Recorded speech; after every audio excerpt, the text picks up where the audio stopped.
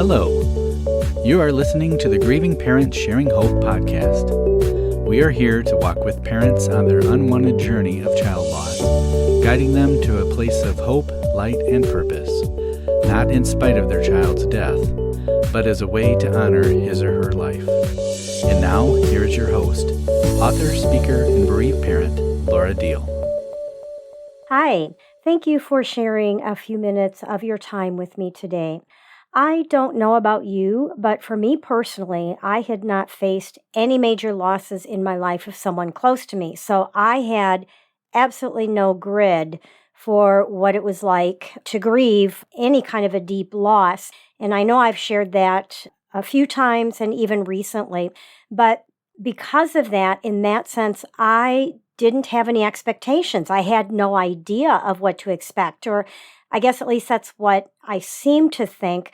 But on the other hand, I discovered I did have some expectations, like people giving me grace to grieve how I needed to, and maybe what that looked like, or that certain people would be there for me when I needed them, expecting people to remember dates. I even had an expectation on myself for being past the most painful part and being able to be fully functional again and do everything I was doing before. Things like that I did realize I did have some expectations, even though I didn't know what to expect, if that makes sense, right?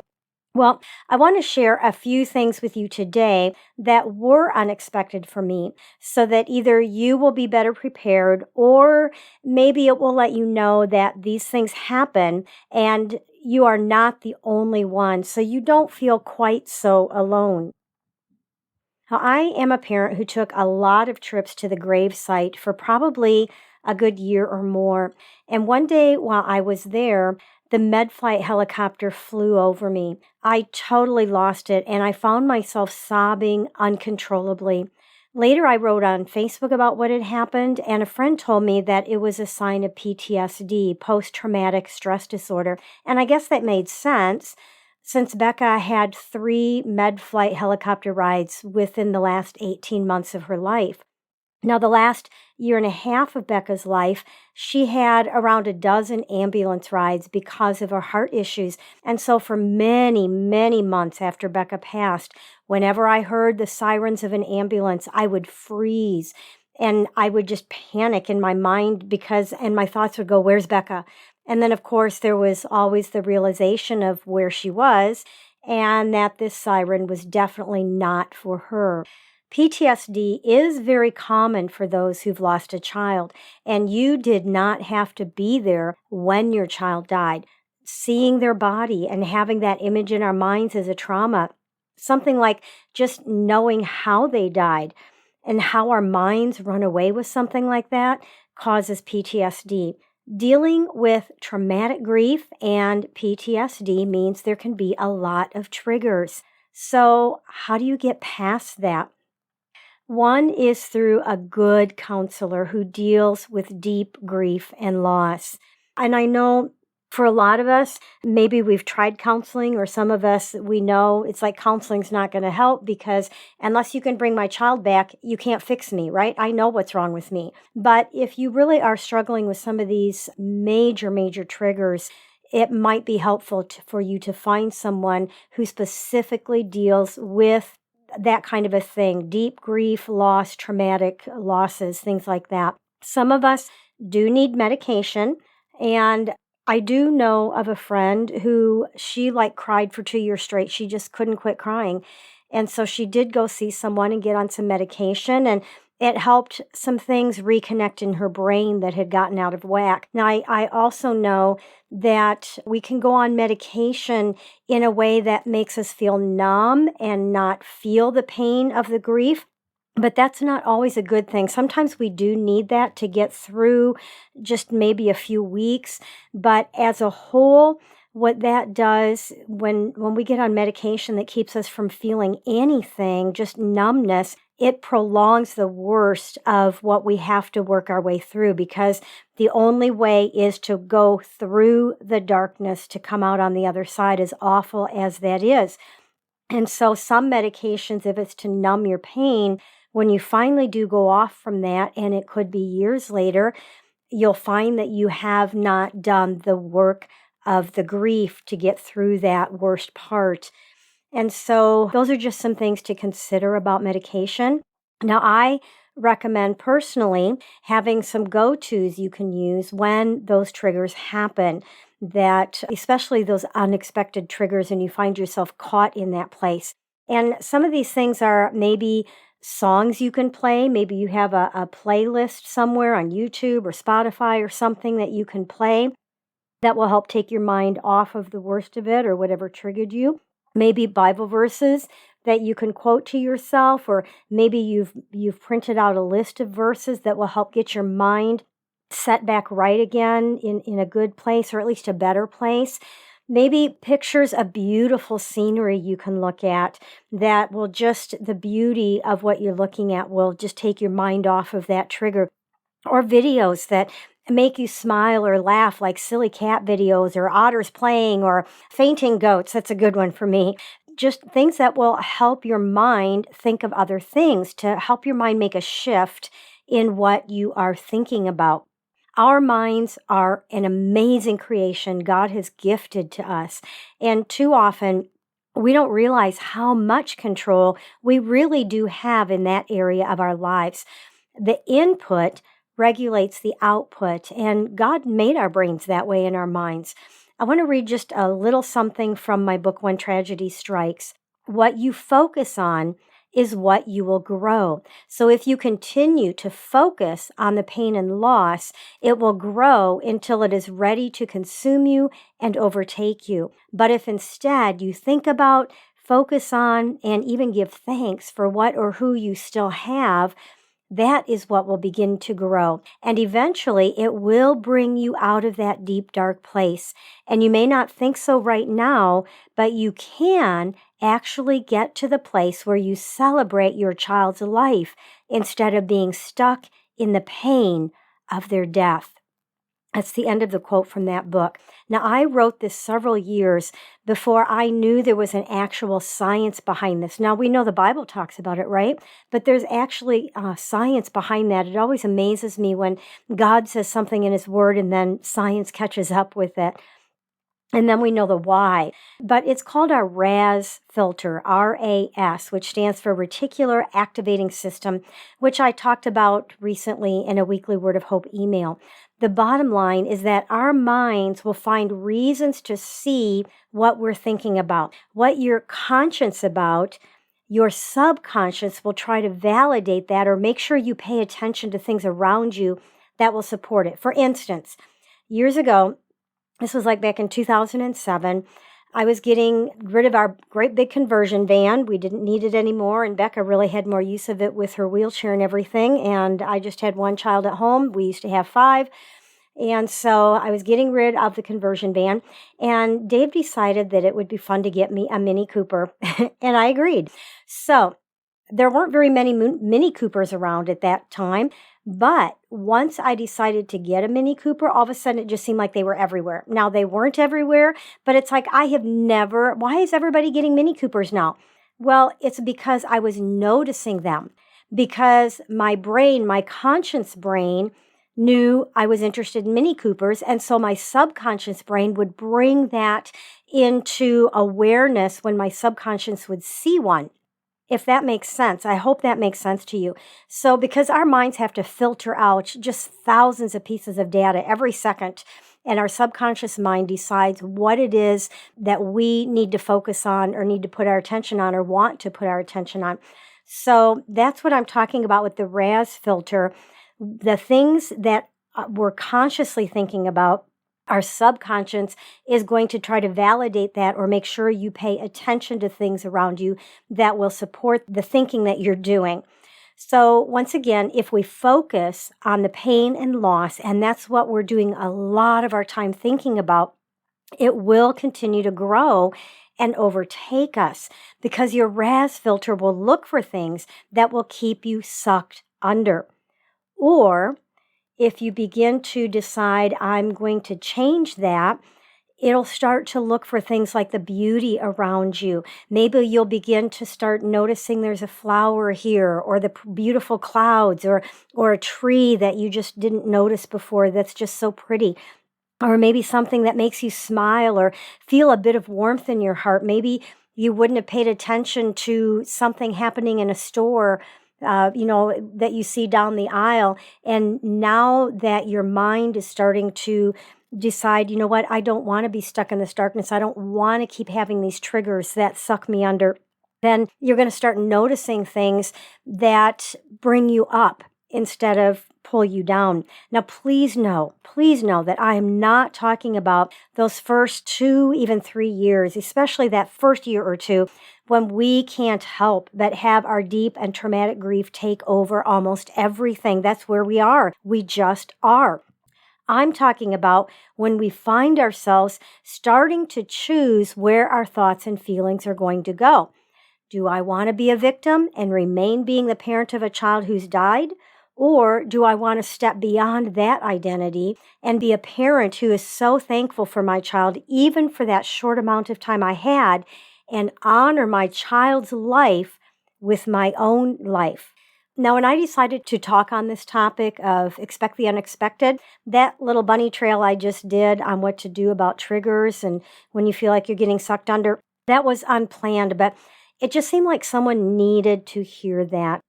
I just didn't want to talk about unexpected triggers and PTSD and not share anything about maybe some ways to help get past that. Now, the first year of special dates is always difficult for anyone who's lost a loved one. But for a parent who has a child missing, it can be almost unbearable. For me, it was those first 2 years. And I think because that first year I went through it all, the second year I thought was going to be better because I've been through it once, and it actually hit me harder. And I think that was because, for one reason, that fog had started to lift and the reality was setting in. But that first year, I do remember, like for us, the first holiday that came, Becca died in October. And so, well, I guess it was Halloween, but the first one that really hit me hard was Thanksgiving, because it brought with it the memory of how the year before, Becca had insisted on hosting the family. Even though she was wheelchair bound, we had to have it in her basement because that was the only place where there was enough room for us to all be together. And so she had to be carried up and down the stairs in her wheelchair, carried behind her. But she did it. And she was so proud of that. And boy, that first Thanksgiving, those memories were awfully, boy, I don't even know if I have a word for it. They were deep, they were profound, they were painful, they were precious. I guess I don't have to describe it to you, right? And then the next holiday obviously was Christmas. And that was Becca's favorite holiday. And then the pain of the first time she wasn't there to celebrate her birthday, and of course Mother's Day and so on. She loved fireworks and 4th of July. And then eventually it came around to the 1-year anniversary of her death. Now, everyone grieves differently, and I did want to be sensitive to that. Some of the family, that first year of, her death anniversary, some of the family wanted to get together and celebrate her life, and others didn't want anything to do with that at all. And I was torn. To be honest, I don't even remember what ended up happening that first year for her birthday or for the anniversary of her death date. I think I may have made her favorite cake that first year, a chocolate-filled angel food cake, but I don't really remember. It's all so blurry and fuzzy. The part I do remember, though, is a precious memory that I now share with Becca's daughter. Her daughter had literally just turned 9, just a couple weeks before Becca died.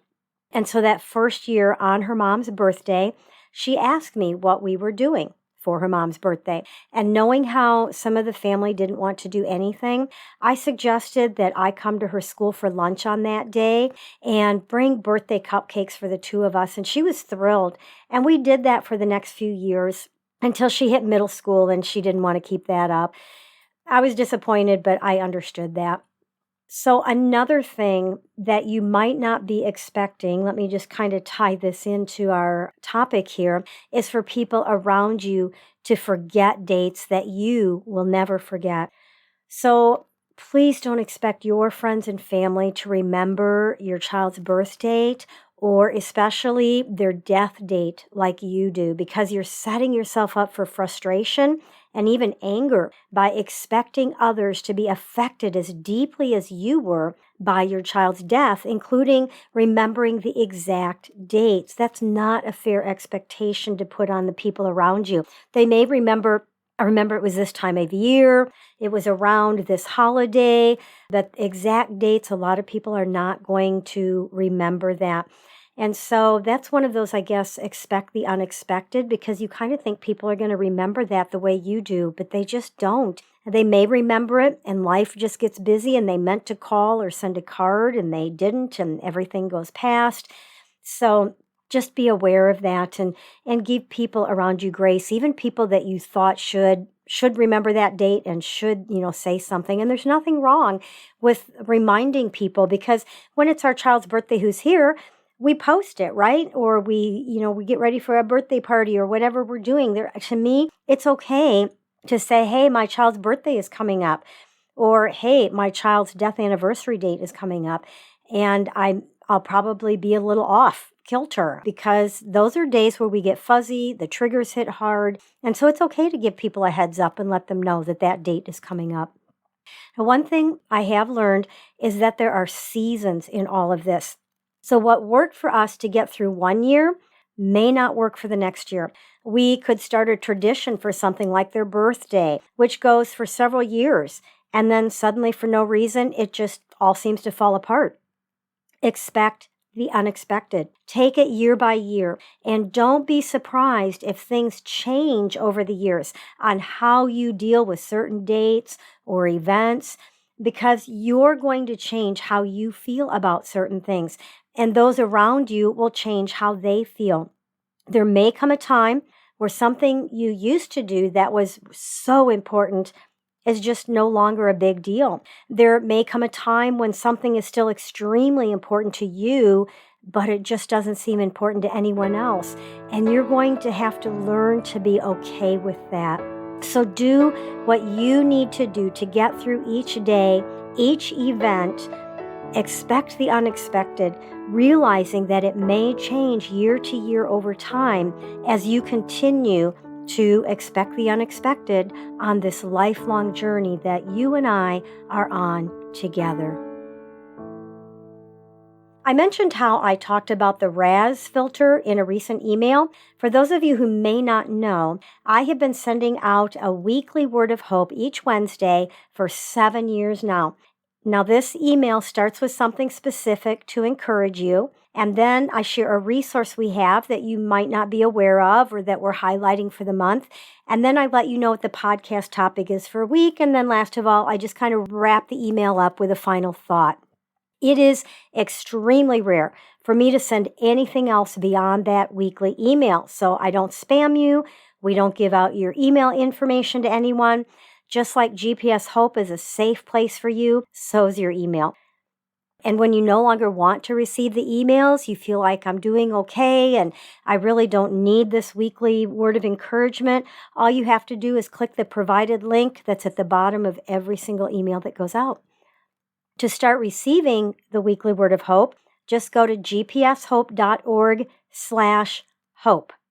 Fill out the information. It's just name and email, submit it, and I will also put a link in the show notes, but it's pretty easy, gpshope.org/hope. I also want to remind you that I am starting to get businesses contacting me asking if they can be a supporter of this podcast, which means commercials, and I don't want to do that to you. If you appreciate the Grieving Parents Sharing Hope podcast, would you consider either sponsoring an episode in honor of your child or becoming a monthly partner of any amount, even if you feel like it's small and insignificant, because all of these small amounts will come together to make a larger amount. We can do this together. Now, sponsoring an episode means you get to pick the week. If it hasn't already been taken, then you have to pick a different week, but you get to pick the week. And you get to write out what you want everyone to know about your child that I will read to thousands of listeners, including those who listen for years to come as they discover this podcast and they go back to listen to previous episodes. Now, to sponsor an episode in honor of your child, it's only $50. Just go to gpshope.org and hover over the donate tab. You'll get a drop-down menu, and one of them says sponsor a podcast episode. Just click on it and follow, the prompts. It's like putting it in your cart, a shopping cart. And I will also put a link to that in the show notes. If you would like to be one of those who blesses us monthly and set up an automatic payment, just go to gpshope.org/donate so that we can keep going with monthly gifts, and I don't even have to remotely consider taking up anybody's offer on starting to have commercials. So, which, like I said, I do not want to do. Let's go ahead and go to the birthday segment. Eric Dakota was born on February 11th and is forever 28. Jeffrey Allison was born on February 14th and is forever 30. Haley Eastridge was born on February 14th and is forever 9. If you would like to have your child's birthday announced to all the other listeners the week of his or her birthday, all you have to do is go to gpshope.org/birthdays. Fill out that form, including the pronunciation of your child's name if sometimes it gets mispronounced, because I do want to say it correctly for you. And just submit that information, and I will announce your child the week of his or her birthday. Dave will also send you an email to remind you to listen that week. I hope you have not felt overwhelmed by hearing what I was sharing today. I want to make sure you understand that I am not saying that your child will not be as important to you over time. That will never, ever happen. In fact, most of us will say that the love for our child continues to grow and increase over time, even though they're not here. And this may sound really strange, but it's almost like the increased love, the way our love just continues to grow for our child, it starts to push out the constant pain because there just isn't enough room for our hearts to hold both anymore. And the growing love for our child wins out. I am saying how you feel about it and the thoughts you think will eventually change, which may cause you to need to change some of your actions. It isn't good. It isn't bad. It just is. Ask God to help you tuck this information away somewhere so that when these things happen, you are reminded that this is just another normal part of our journey, and to give yourself and those around you grace to expect the unexpected. And as you continue this journey and we continue this journey together, remember to hold on. Pain eases. There is hope.